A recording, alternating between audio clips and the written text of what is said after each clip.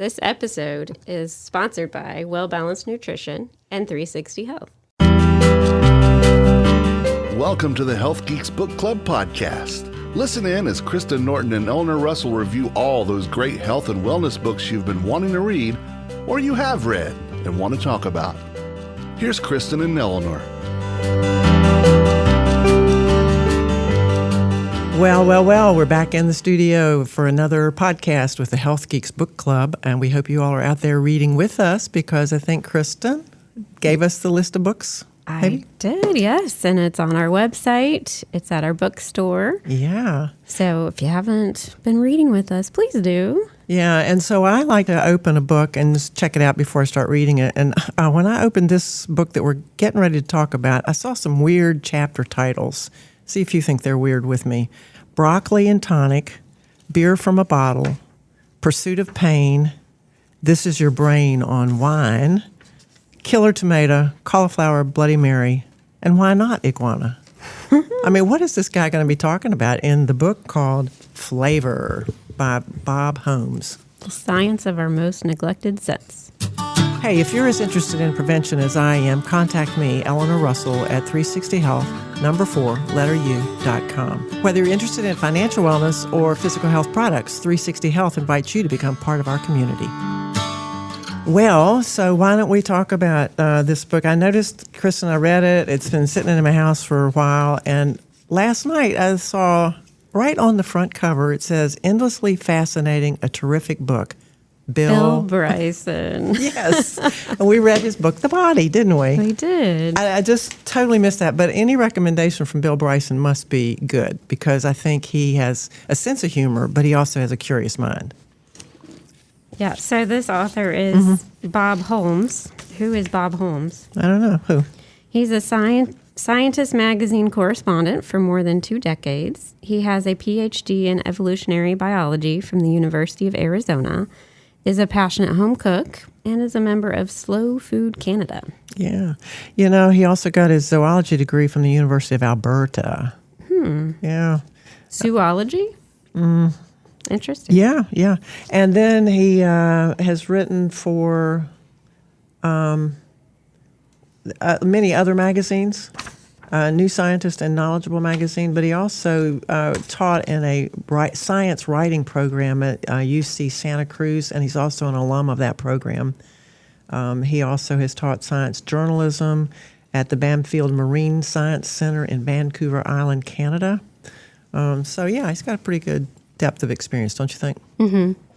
And of all the books that we've read recently, this one was a little bit different, in my opinion. Yeah, it came out in 2017, and it was published by W.W. Norton, which is relation. Kristen Norton. Yeah, but it's that publishing house is a really substantial one. It's over 100 years old. It's employee-owned publishing house, and they are emphatic about maintaining editorial quality. And they want to publish the best books by Nobel laureates and Pulitzer Prize writers.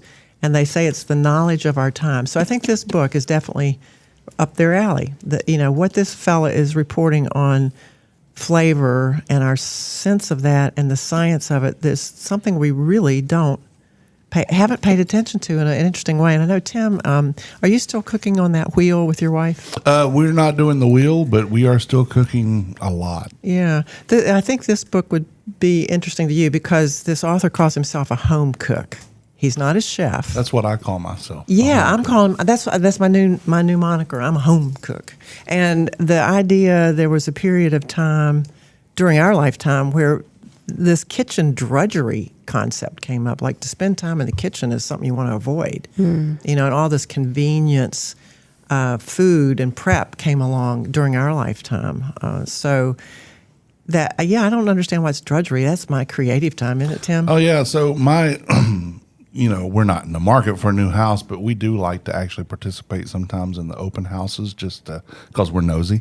But the first thing that I look at is the kitchen because it's my absolute favorite room in the house. Yeah, it's the heart of the house, I think. Yeah, it's if that's not good, I don't care how dynamic the rest. Like Ardmore, right? This neighborhood we have in Winston-Salem, they have a lot of old charming houses, but the kitchens are awful. Yeah, because they were built in a time when entertaining was not a thing, and that the kitchen was a chore, not an experience. And it was often closed off from the rest of the house. So you didn't want anybody else to see your kitchen. Right. Yeah, because it wasn't the thing. Now, the kitchen to me is the highlight of the house. Didn't you just get a new kitchen, Kristen? I did. We remodeled our kitchen last summer. Are you happy with it? I love it. Yeah? Yeah. It makes it easier to be in there. And I do enjoy cooking, but I would say, like, why is it that some people don't like it? And I think it's just that we're too busy. Yeah, that's true. When I'm busy and I've had a long day and I come home and cook, that's totally different than when I'm well rested and I have lots of time to spend being creative in the kitchen. I would counter that a little bit because my wife hates cooking regardless whether it's a Saturday or Sunday or whatever. Yeah. She just does not like it, where it's my therapy in a lot of ways, especially recently in the last 5 years or so. Yeah. Well, so this idea of flavor, because when we prepare things in the kitchen, we want to, I'm going to say we want it to taste good. But are we really talking about taste? Or are we talking about, is it flavorful?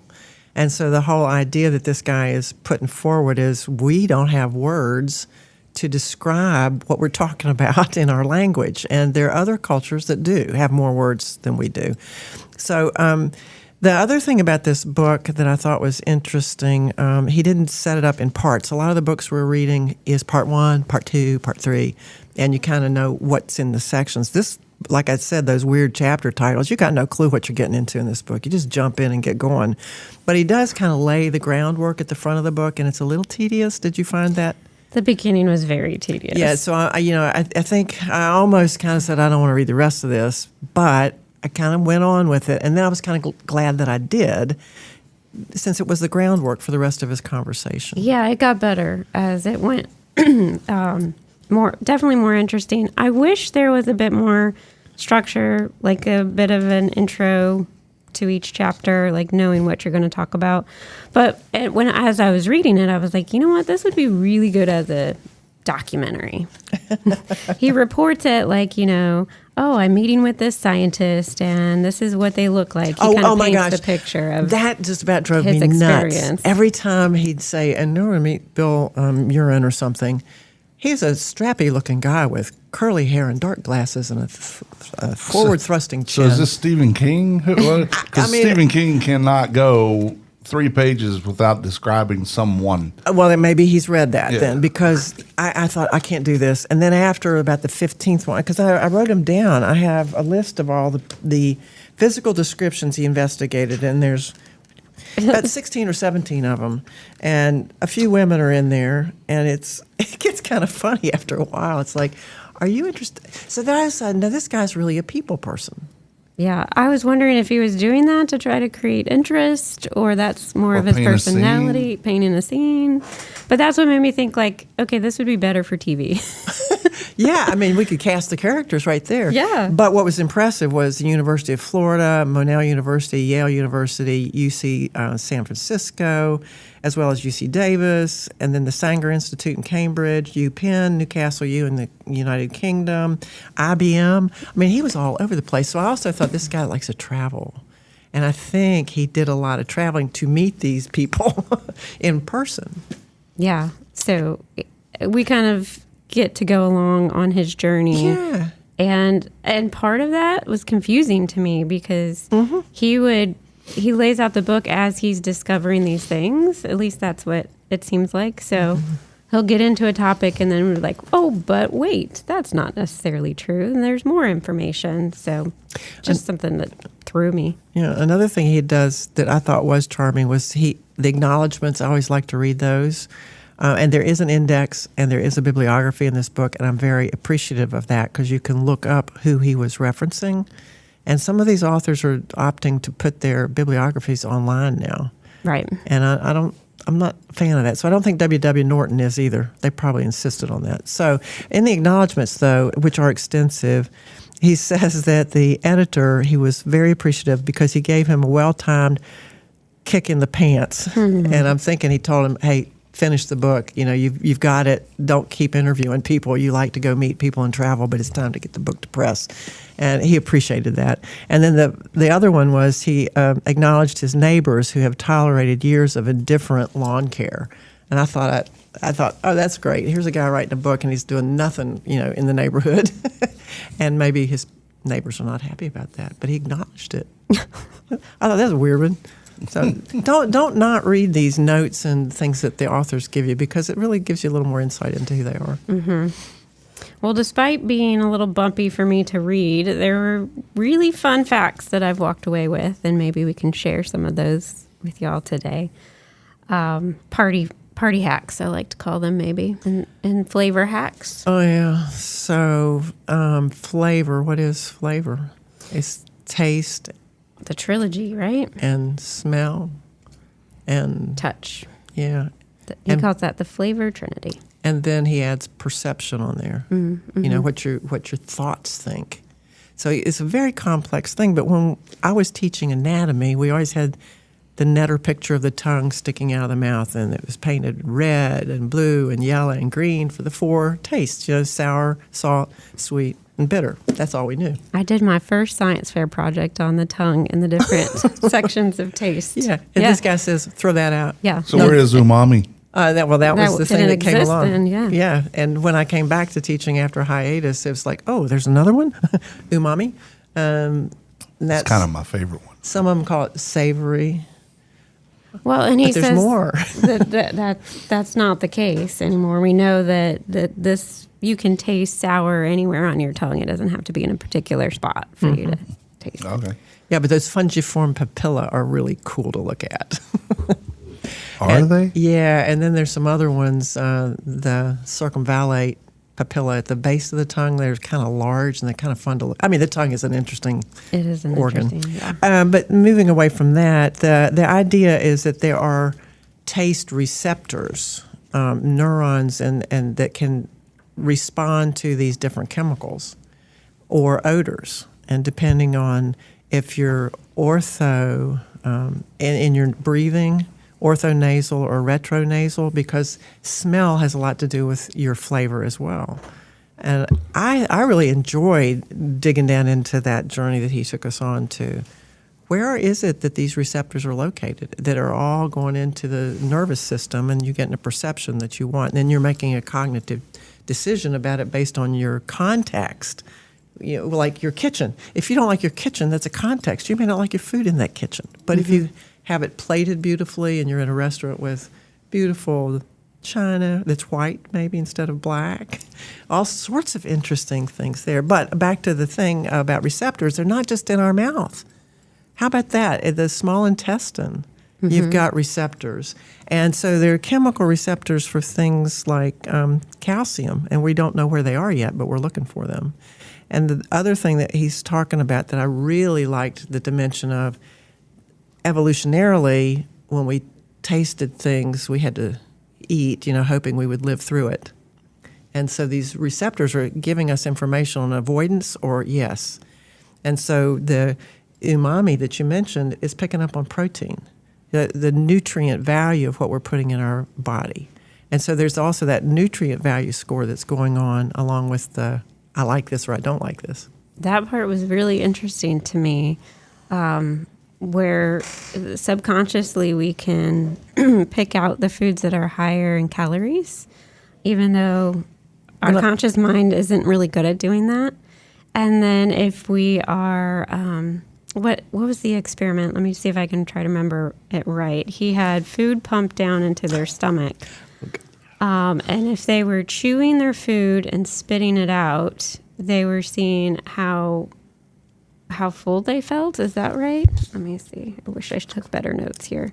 But, I mean, this is just one example of the fascinating studies he just kind of dives into. And that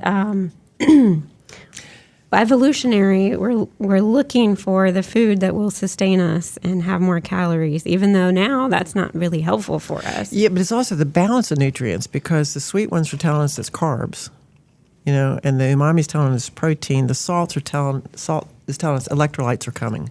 These are things that we need to run the chemical machinery of our cells. And I to think that they're taste receptors in our lungs. Wild, huh? Yeah, but you're breathing it in, so why not? Well, it's like people don't, when they come here for the Less Desirables podcast. They do? And they do. And when we drink beer, I don't allow people. Are we the most desirable? Of course. Okay. I don't allow people to drink their beer out of bottles or cans. They have to drink it out of cups because I know how important the smell is to your tasting. And if you have just a little bottle, A, you're going to have residue of a metal cap that was on it. And two, you don't have your nose in that glass like you do when you're drinking, or a cup or whatever, like you are when you're drinking the beer. Yeah. Or wine. He spends a good amount of time diving into smell and how important it is in flavor. And the one fun fact I'm going to take away and share with y'all is that if you smell vanilla with your strawberries, it enhances the flavor of strawberries. So there you go. Always pair strawberries with the... Oh, I want to come Sense of into that vanilla. pairing conversation a little bit later. Okay. Because there's still some things to lay the ground with about chords, or the musical concept of this I liked. They're notes, and we've talked about the high notes, the low notes. I mean, in food, but it's in music too, and I love that. This is a sense that is related to vibration too, in the way we discuss it. And so anyway, he talks about shapists and vibrationists, looking at, how do you respond to, how does your brain put this stuff together? Goes into a really good conversation about the odor molecule and the unique pattern of molecular vibrations that come with them. And so he digs down into all of this stuff. And we read a book called The Nose. Nosedive. Yes, The Nosedive. And that fellow wrote, this one came out in 17. That book came out, I think, in 20. Oh. So it came out after this guy wrote this book. And we thought it was more like an encyclopedia reference book. It was a reductionist thinking to the linalool, and the limonene and all those chemicals and the alkanes and alkenes and the organic chemistry conversation. And this guy does a little bit of that too, but then he brings it back up to the synthesis that, you don't need to know all that detail. Right. He doesn't get too far deep into the details and brings story into it. Yeah, but I mean, even talking about your appreciation of flavor and what you're going to put in your mouth and how you're going to mix those things together to make something palatable really doesn't, you don't have to get down into the chemistry. Right. I don't think. Yeah, I was curious because since Nosedive was so technical for me. I loved it though. I know you did, but it didn't stick in my brain. So as I was reading this, I'm like, I wonder, this is definitely sinking in with me better. And I wonder how much. You might go back and look at that book Yeah, now that I you've should read go this back. one. Because he had the garden and in the flower shop. And I mean, he'd sort of separated the odors. Mm-hmm. But this guy's combining them with taste, the taste receptor and the odor olfaction combination.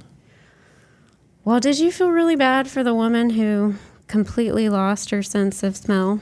Mm-hmm. And how most people that lose it completely don't recover. Yeah. So she has to rely on salt and lemon and heat to have An experience. enjoyable experience with food. So, if anything else, if you're listening to this, maybe just have some gratitude for your food and the flavor that you can experience from it.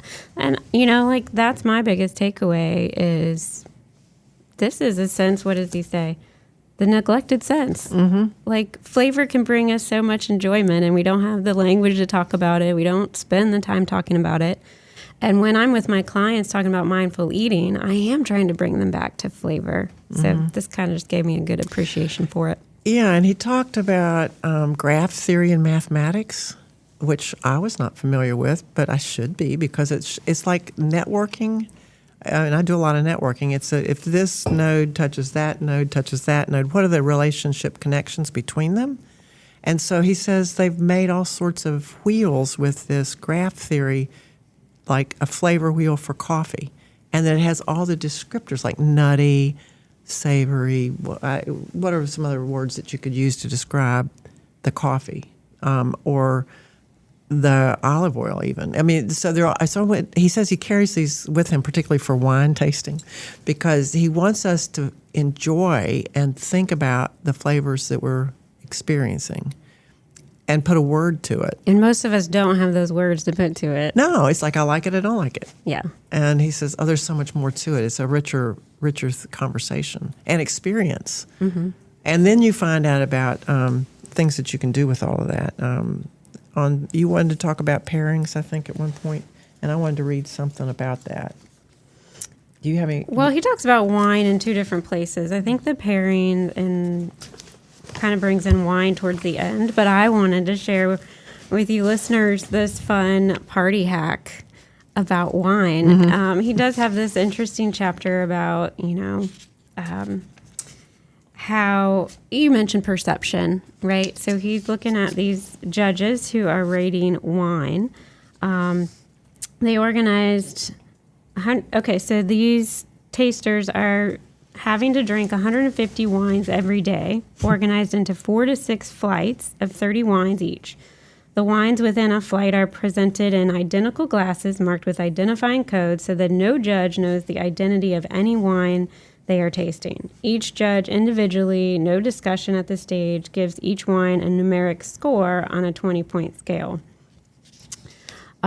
So the results were shocking. We did everything we could to make the task easy for the judge. Same flight, same bottle, and nobody rated them all the same. So they did like a little experiment where they gave them those same wines, but made them look different, right? And only about 10% of the judges scored the 3 samples similarly enough that they awarded the same medal to each. Mm-hmm.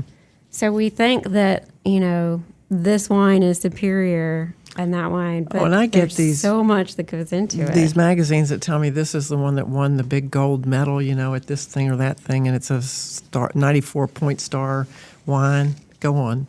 So he says, what's going on? The answer is that people's perception of a wine changes from moment to moment, depending on the circumstances. The wine will taste blander if it follows a robust, fruity wine than if the previous wine was subtle. A particular aroma might have triggered a fond memory and a higher score for one glass, but not the next one. The judge might have gotten tired of the flight as the flight progressed. They might have been distracted by a ray of sunlight or a twinge from an arthritic knee. Mm-hmm. So my takeaway is that other studies show that ordinary wine drinkers, that would be me, you can't have a conversation with me about wine. Wine is wine. Mm-hmm. Maybe someday I'll be different, but I don't think so. He says those of us without special training tend to prefer cheaper wines over more expensive ones, but only if no one tells us that what the price is. So if you know the price, the high level knowledge has a powerful influence. So you will choose the more expensive wine. Mm-hmm. So he says the next time you have a party, I'm doing this. Buy the cheaper wine because people will enjoy it more, but just maybe let them think that it's a higher $45 bottle of wine. Yeah, and he talked about decanting the wine, and he talked about putting it in a blender and whipping it around. Yes. Because what he talks about, and part of that conversation is about the beer, because I believe he fell out on the side of you should drink the beer from the bottle. And he has a good explanation of that. So a little bit later, Tim and I will get into that one. But yeah, he's saying that the atmosphere and the reactions with the oxygen and the longer it sits, plus your system has a 15 to 20 minute I get bored program, and it needs something different. So even though you were enjoying it, you quit enjoying it. And all of that makes this so interesting that it's not just a simple, straightforward, straight line thing. We are organisms and we're just complex. The idea of the wine tasting, though, I think I'm doing that. I'm having a party with that. We're going to do it. And say, what do you think? Blindfolds, everything. Pinch your nose, whatever.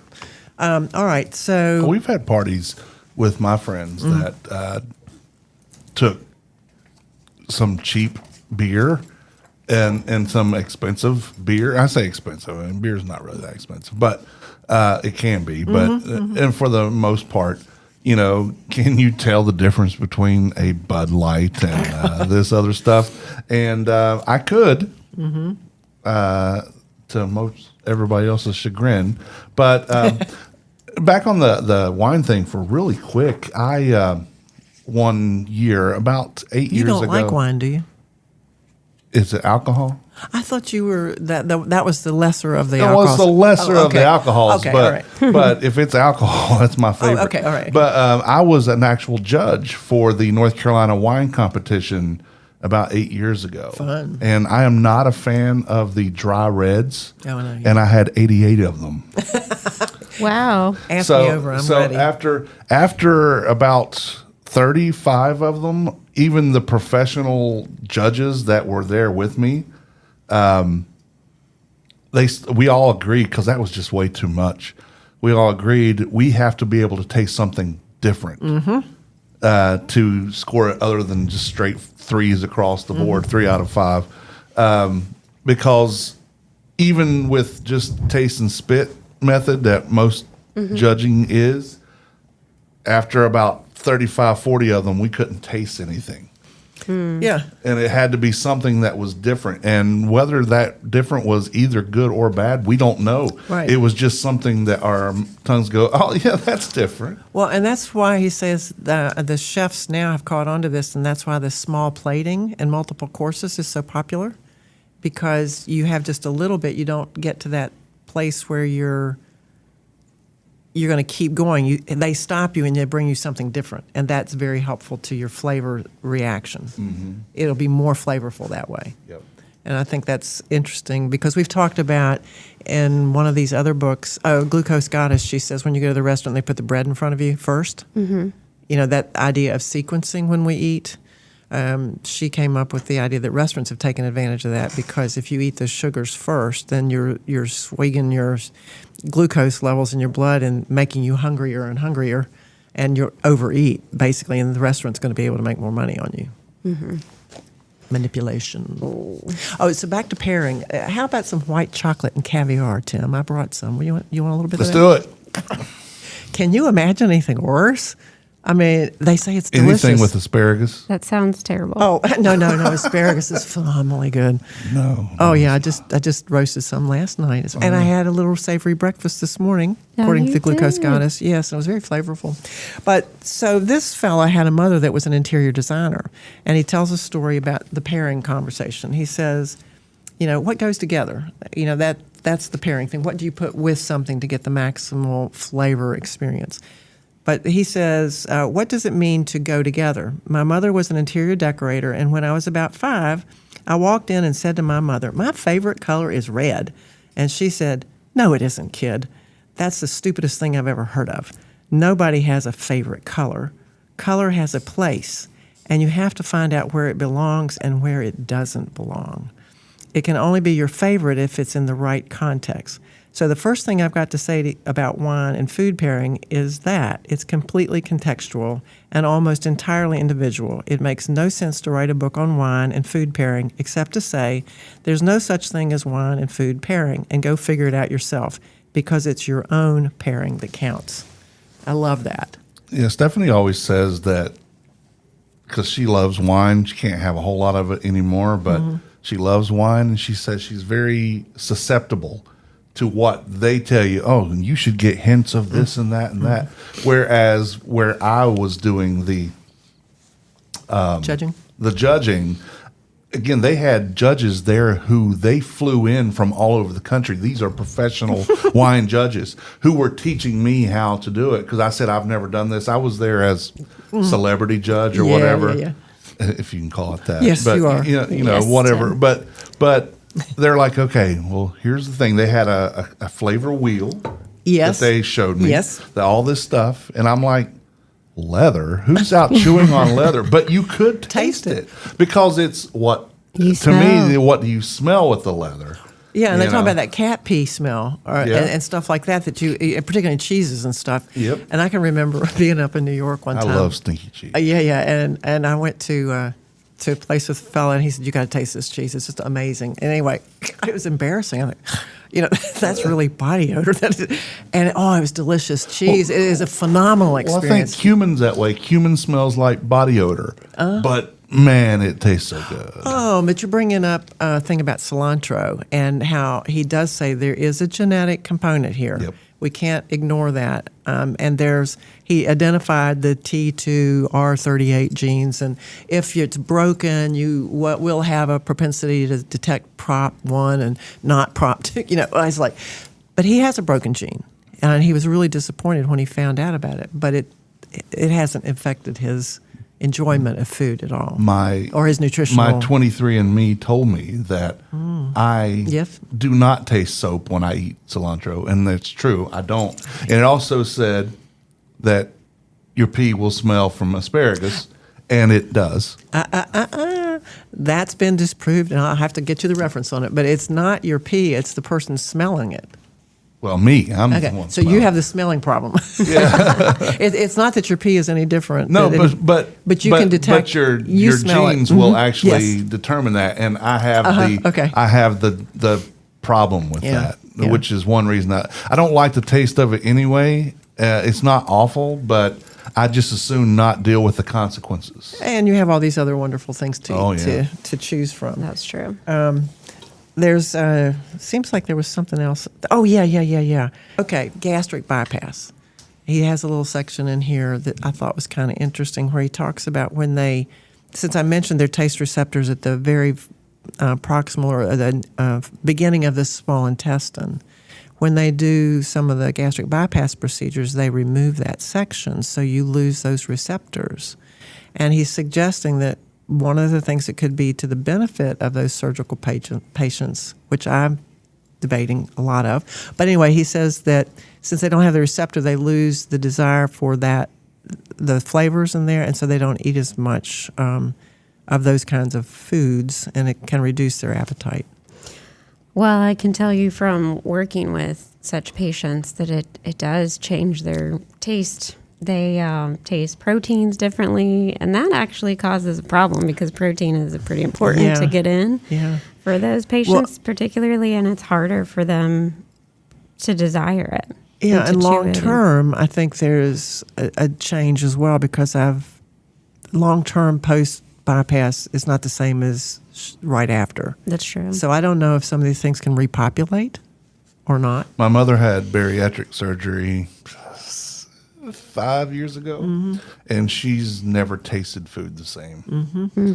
And that was just basically sleeving. They didn't, but still, it's not getting to it the same way as it did. And It interferes with that. Yes, she said, she can't eat a whole lot because she can't eat a whole lot, but she said her wants are different. The flavors when she does taste it are different.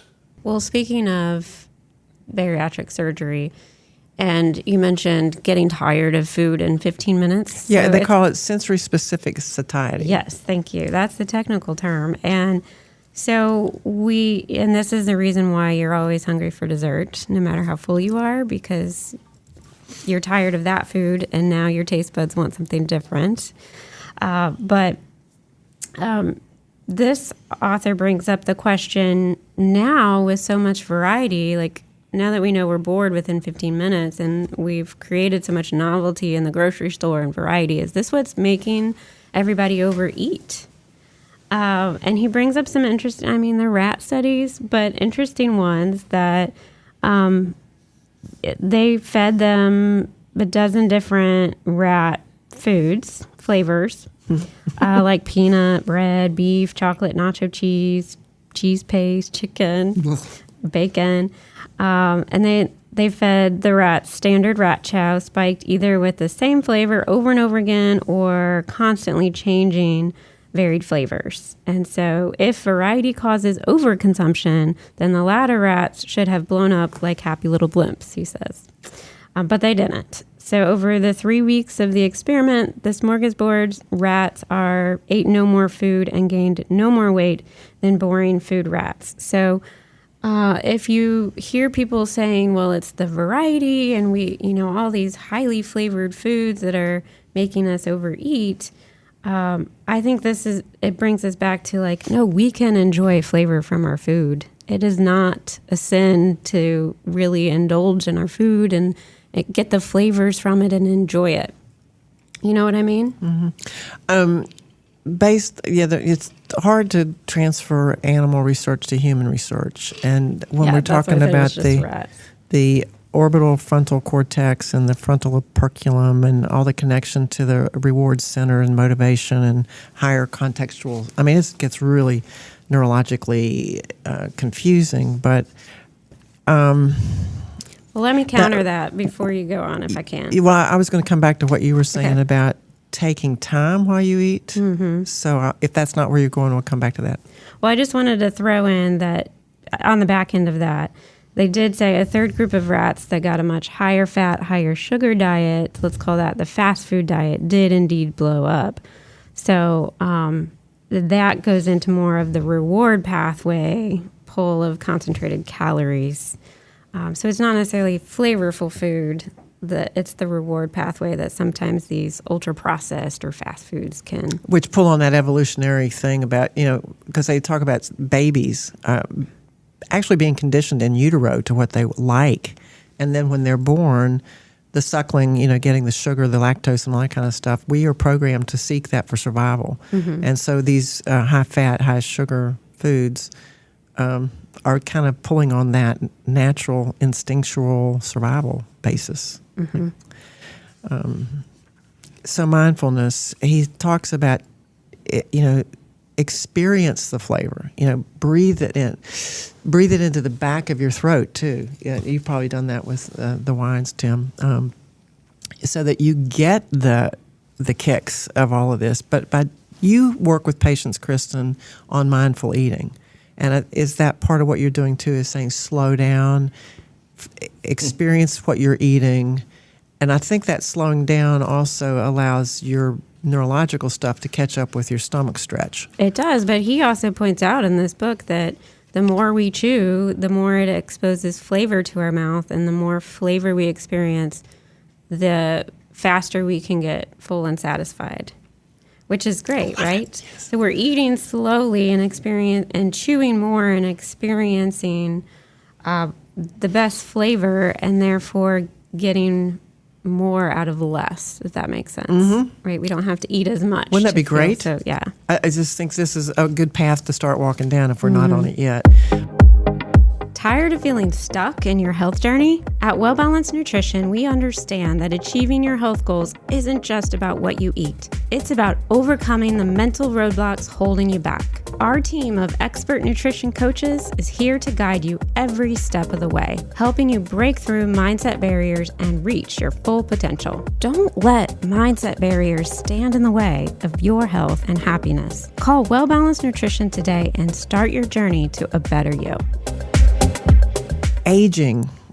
This is something that is a hot topic now, and he barely danced onto that. He said, as we age, we lose some of our ability to detect these nuances.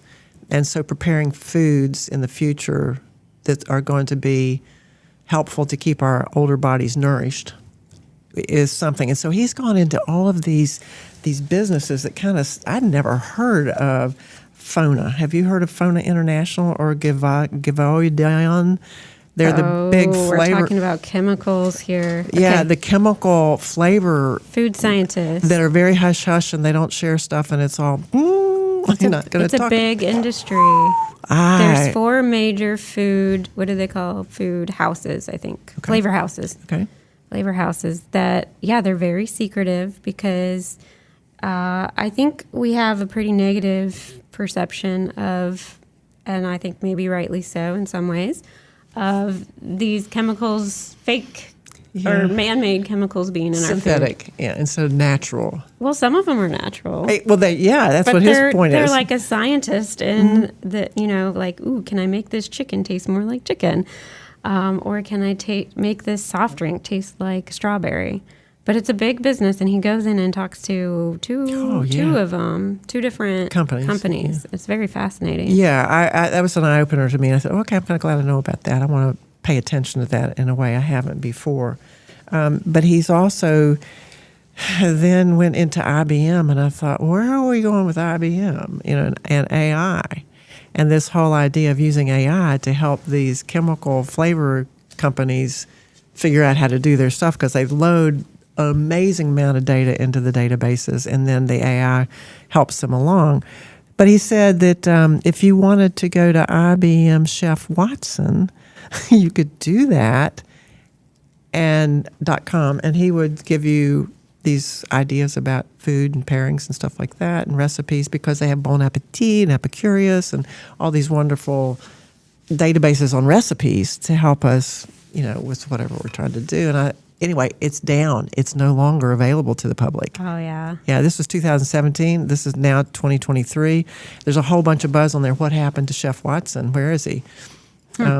Interesting. Yeah, but the idea of AI helping me make my recipes to feed myself, and then going into the even further future, they're suggesting that maybe our kitchens will be like labs, and we'll have these synthetic things to combine and call it food. Oh my gosh. He interviewed some guy, or talked about some guy who wants to just have chemicals. Like, instead of real ingredients, there's just these pieces of food, and you put it together to make what you want. Like, oh no, I don't want that. But he's talking about how we've evolved in the way we've eaten over the centuries, that this may just be the natural evolution of where we're headed to our feeding.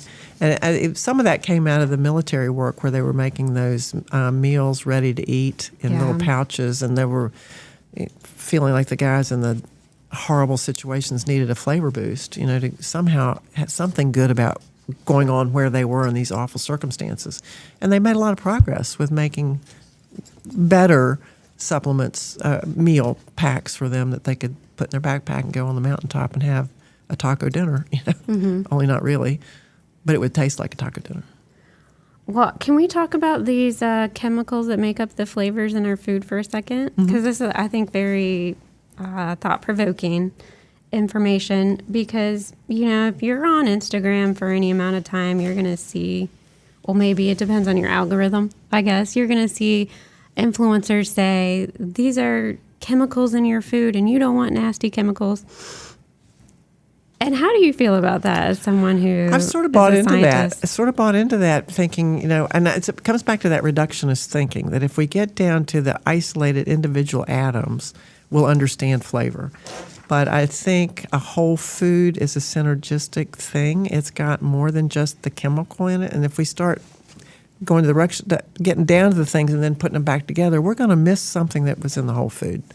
So I still, natural to me means it grew and I picked it. Yeah. Well, I definitely think there's pros and cons, and I want to highlight some of the things. Yeah, he points out here. It's worth reading the book for this. Yeah, he says this widespread chemophobia is a big reason why food manufacturers are so leery of being associated with these flavor companies. From a scientific point of view, of course, this is silly because all food is nothing but chemicals. And he points out this this science teacher who put together a food label of blueberries. And he broke down all of the different chemicals in a natural blueberry. And I just thought, well, isn't that good food for thought? Because this scary-sounding chemical that we see on a food label might be something that just also naturally occurs in a they say real if you food. can't pronounce it, don't eat it. Well, you're eating a whole lot of things you can't pronounce in a blueberry.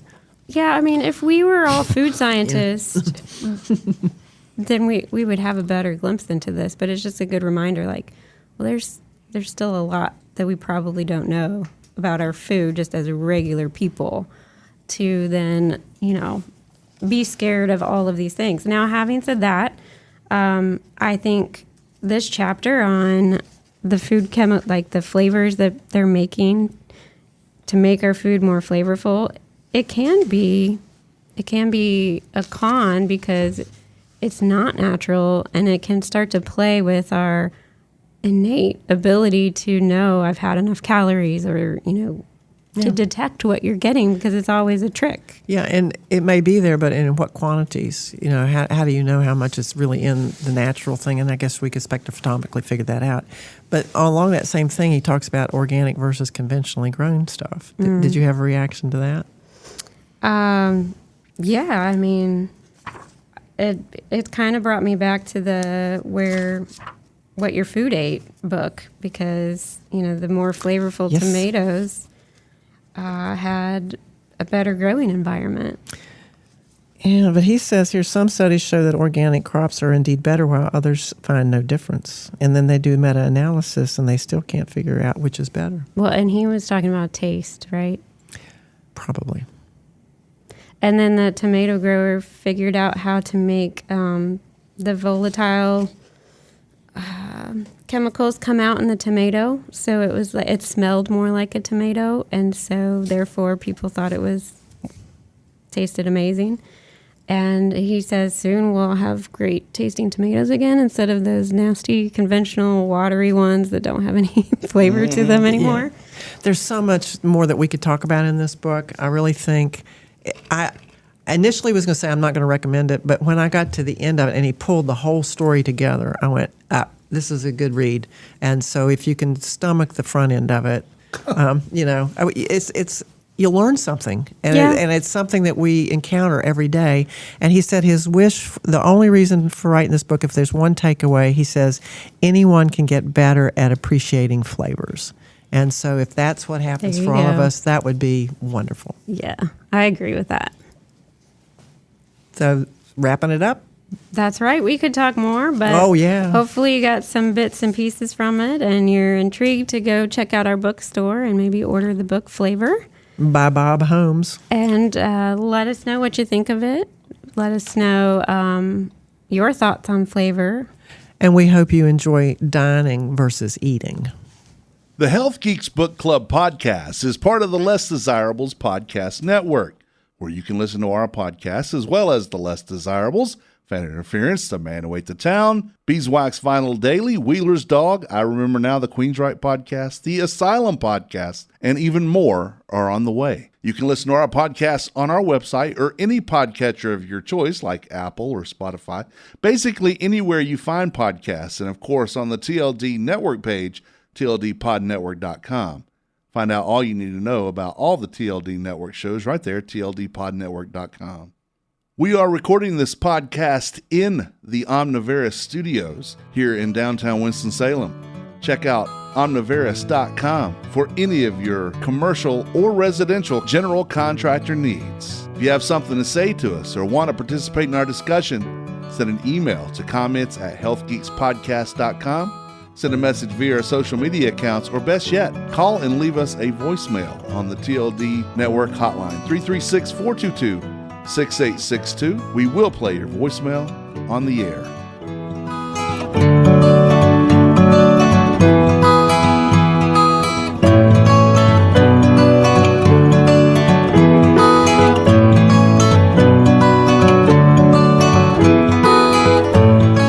Views and opinions stated in this podcast are solely those of the contributors and are not necessarily those of our distributors or hosting company. This podcast is copyrighted, and no part can be reproduced without the expressed written consent of Kristen and Eleanor.